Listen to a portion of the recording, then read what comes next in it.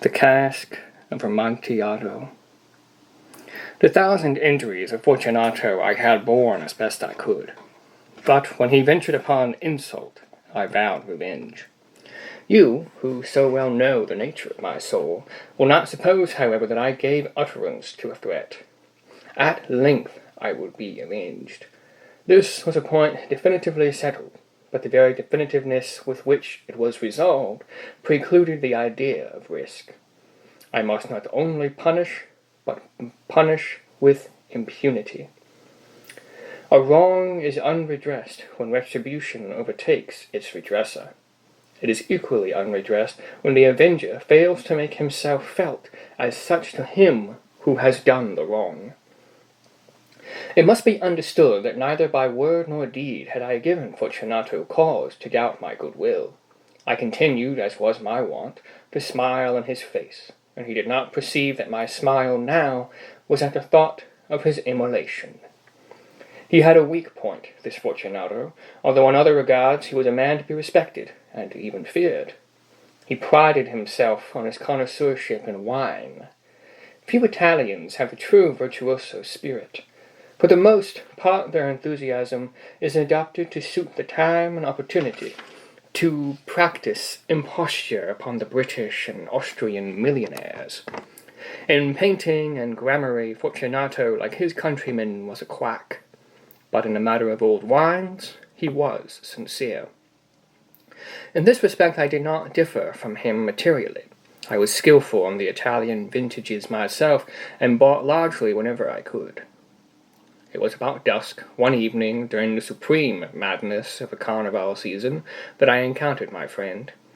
He accosted me with excessive warmth, for he had been drinking much. The man wore motley. He had on a tight-fitting, party-striped dress, and his head was surmounted by the conical cap and bells.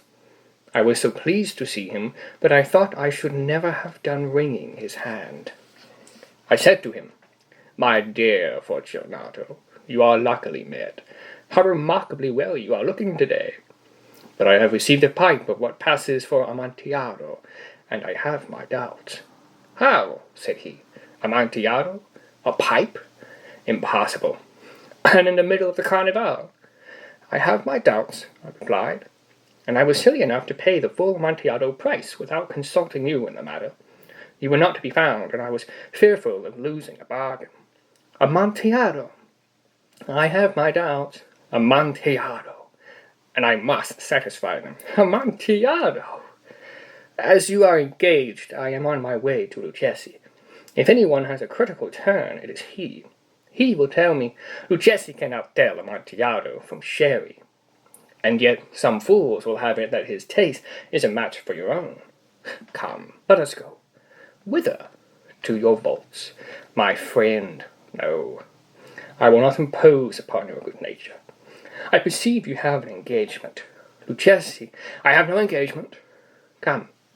"My friend, no.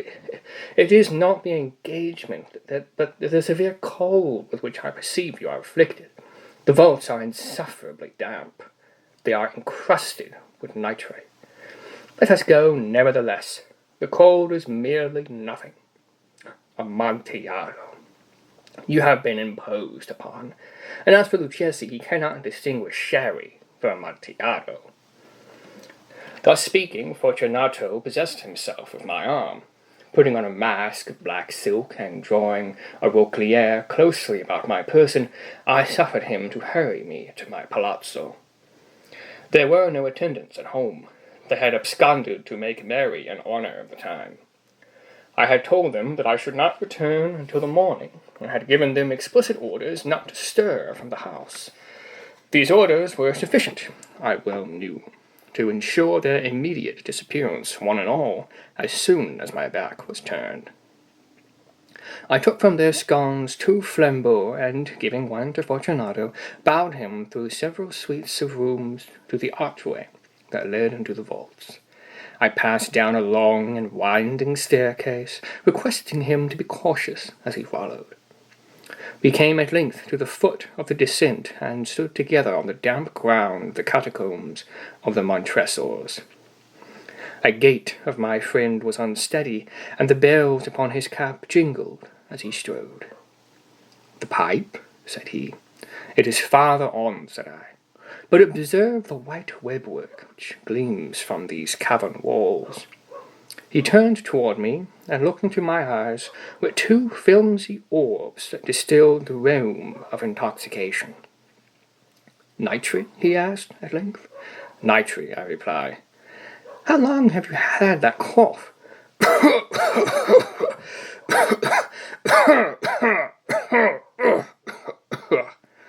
My poor friend found it impossible to reply for many minutes.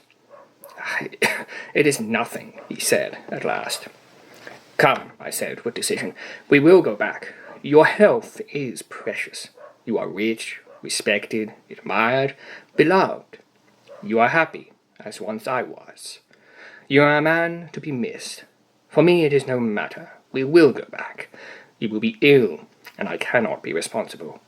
Besides, there is Luchesi." "Enough," he said. "The cough is a mere nothing. It will not kill me. I shall not die of a cough." "True, true," I replied, "and indeed I have no intention of alarming you unnecessarily. But you should use all proper caution. A draught of this Medoc will defend us from the damps." Here I knocked off the neck of a bottle which I drew from a long row of its fellows that lay upon the mould. "Drink," I said, presenting him the wine. He raised it to his lips with a leer. He paused and nodded to me familiarly while his bells jingled. "I drink," he said, "to the buried that repose around us, and I to your long life." He again took my arm, and we proceeded. "These vaults," he said, "are extensive." "The Montresors," I replied, "were a great and numerous family." "I forget your arms. A huge human foot d'or and a field azure. The foot crushes a serpent, rampant whose fangs are embedded in the heel. And the motto? Nemor me impune lacessit." "Good," he said. The wine sparkled in his eyes, and the bells jingled. My own fancy grew warm with the Medoc. We had passed through walls of piled bones, with casks and puncheons intermingling into the inmost recesses of the catacombs. I paused again, and this time I made bold to seize Fortunato by an arm above the elbow. "The nitre," I said. "See, it increases. It hangs like moss upon the vaults. We are below the river's bed.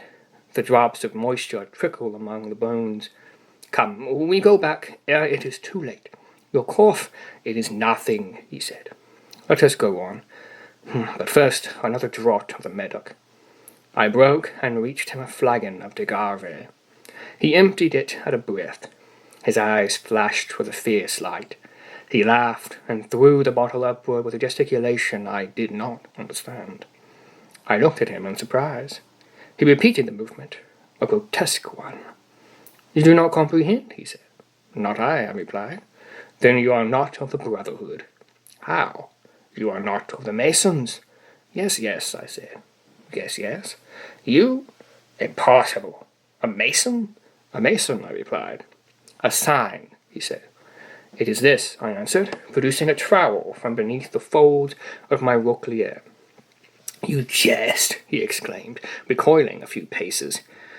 "But let us proceed to the Amontillado." "Be it so," I said, replacing the tool beneath the cloak, and again offering him my arm. He leaned upon it heavily. We continued our route in search of the Amontillado. We passed through a range of low arches, descended, passed on, and descending again, arrived at a deep crypt, in which the foulness of the air caused our flambeaux rather to glow than flame. At the most remote end of the crypt there appeared another less spacious. Its walls had been lined with human remains, piled to the vault overhead in the fashion of the great catacombs of Paris. 3 sides of this interior crypt were still ornamented in this manner. From the 4th the bones had been thrown down and lay promiscuously upon the earth, forming at one point a mound of some size. Within the wall, thus exposed by the displacing of the bones, we perceived a still interior recess, in depth about 4 feet, in width 3, in height 6 or 7. It seemed to have been constructed for no especial use within itself, but formed merely the interval between 2 of the colossal supports to the roof of the catacombs, and was backed by one of their circumscribing walls of solid granite. It was in vain that Fortunato, uplifting his dull torch, endeavoured to pry into the depth of the recess. Its termination the feeble light did not enable us to see. "Proceed," I said. "Herein is the Amontillado. As for Lucchesi, he is ignominious," interrupted my friend, as he stepped unsteadily forward, while I followed immediately at his heels. In an instant he had reached the extremity of the niche, and finding his progress arrested by the rock, stood stupidly bewildered. A moment more I had fettered him to the granite. In its surface were 2 iron staples, distant from each other about 2 feet horizontally.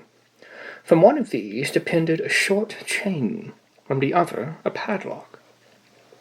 Throwing the links about his waist, it was but the work of a few seconds to secure it. He was too much astounded to resist. Withdrawing the key, I stepped back from the recess. "Pass your hand," I said, "over the wall. You cannot help feeling the nitrate. Indeed, it is very damp. Once more, let me implore you to return." "No? Then I must positively leave you. But I must first render you all the little attentions in my power." "The Amontillado!" ejaculated my friend, not yet recovered from his astonishment. "True," I replied. "The Amontillado." As I said these words, I busied myself among the pile of bones of which I have before spoken. Throwing them aside, I soon uncovered a quantity of building stone and mortar. With these materials, and with the aid of my trowel, I began vigorously to wall up the entrance of the niche. I had scarcely laid the first tier of the masonry when I discovered that the intoxication of Fortunato had in a great measure worn off. The earliest indication I had of this was a low moaning cry from the depth of the obstinate silence. Or rather, from the depth of the recess. It was not the cry of a drunken man. There was then a long and obstinate silence.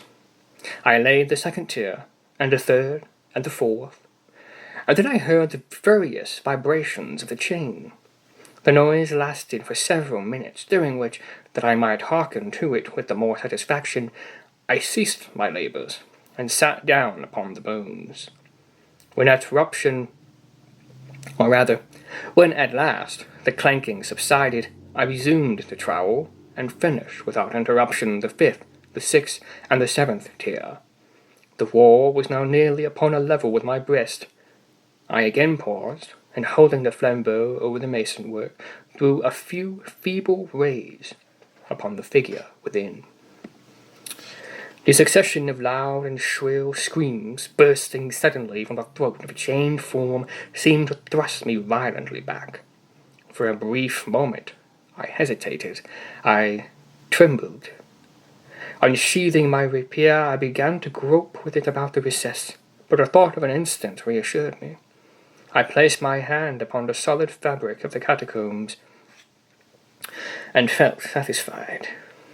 I reapproached the wall. I replied to the yells of him who clamoured. I re-echoed. I aided. I surpassed them in volume and in strength. I did this, and the clamour grew still. It was now midnight, and my task was drawing to a close. I had completed the 8th, the 9th, and the 10th tier. I had finished a portion of the last and the 11th. There remained but a single stone to be fitted and plastered in. I struggled with its weight. I placed it partially in its destined position.